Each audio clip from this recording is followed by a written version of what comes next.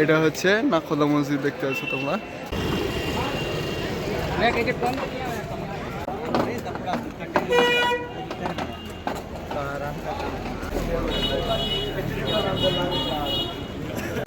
এই দেখো পুরো মসজিদটা দেখো কত বড়, একদম কলকাতার অনেক পুরনো মসজিদ। সামনে দেখতে পাচ্ছি এই হচ্ছে নাখোদা মসজিদ, খুব সুন্দর একটা।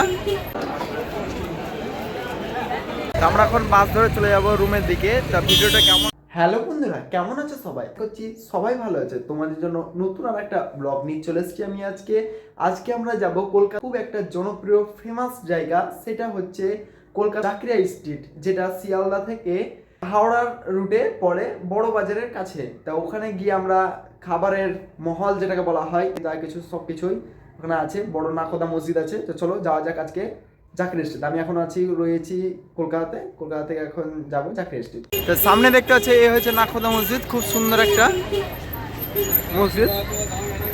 আর পাশে সব ভালো ভালো দোকানগুলো আছে।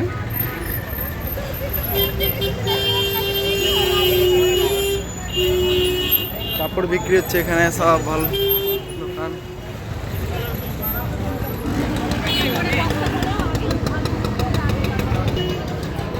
এই যে সামনে নাখোদা মসজিদ, এটা এই দেখো পুরো মসজিদটা দেখো কত বড়, একদম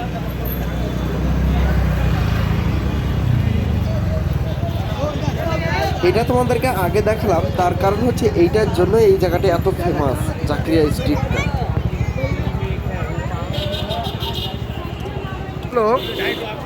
কলকাতার অনেক পুরনো মসজিদ, যেটা হাওড়া স্টেশন থেকে খুব কাছে আছে। খুব ভালো, অনেকজনের নামাজ পড়ার সুবিধা ব্যবস্থা আছে।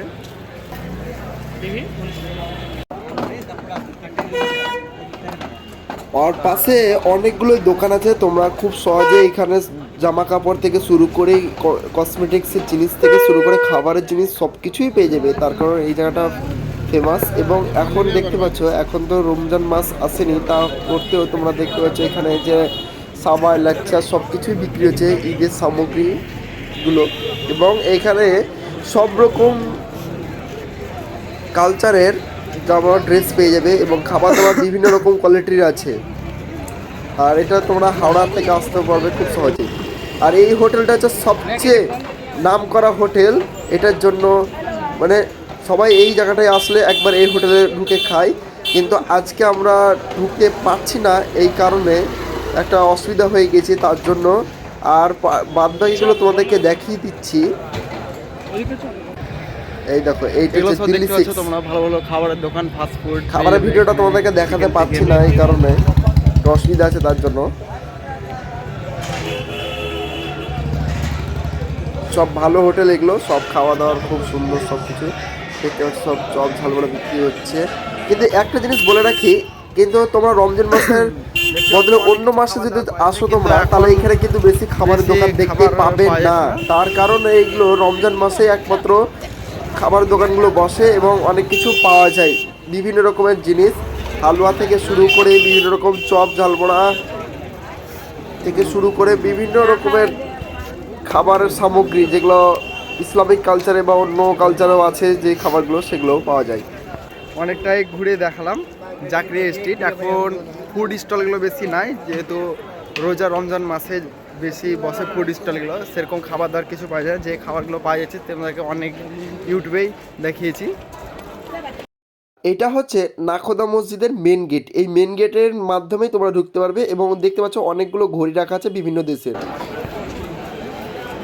এই মসজিদটার পাশেই খাবারের স্টলগুলো বসে চারিপাশে। আমরা সব কিছুই ঘুরে দেখালাম, আমরা চারপাশে ঘুরে দেখালাম। তো এখন যাবো রুমের দিকে, তোমাদেরকে দেখিয়ে দিচ্ছি সব কিছু এই জায়গায়। তো তোমরা চাইলে একবার এই জায়গাটায় এসে একবার রমজান মাসে ঘুরে যাবে এবং কোয়ালিটি খাবারের থেকে শুরু করে মানুষের ব্যবহার এবং জামা কাপড়ের কোয়ালিটি সব কিছুই দেখে দেবে। তো চলো বাস স্ট্যান্ডের দিকে যাওয়া যাক।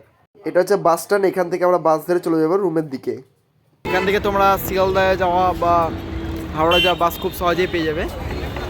একটার পর একটা বাস আসতেই থাকছে, দেখেছো তোমরা।